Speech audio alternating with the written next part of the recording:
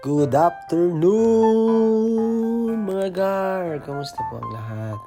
Andito po tayo ngayon sa likod po ng South Keys at ito po ay nagbabike lang po. Huminto lang po ako para namnamin yung magandang tanawin na may maliit na sapa dyan at punong-puno ng mga duck na pag-alagala lang dahil bawal silang huliin at gawing pulutan sa ating mga tambay dyan sa Pilipinas.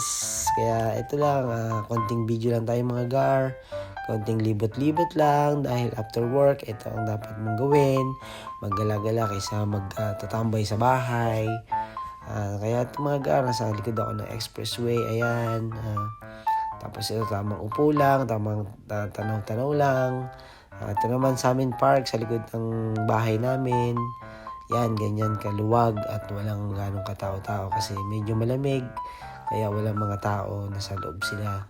Pero pag hapon yan mga gar, maraming mga hayop dyan na naglalaro. Yun, may mga pulis kasi may nagre-reklamo yata. Kaya, ayun, hindi na ako lalapit doon. Baka masita pa ako. Tuloy wala akong ID. Yan, mga gar. Nandito na lang po tayo at sa susunod na video, abangan nyo. Bye-bye!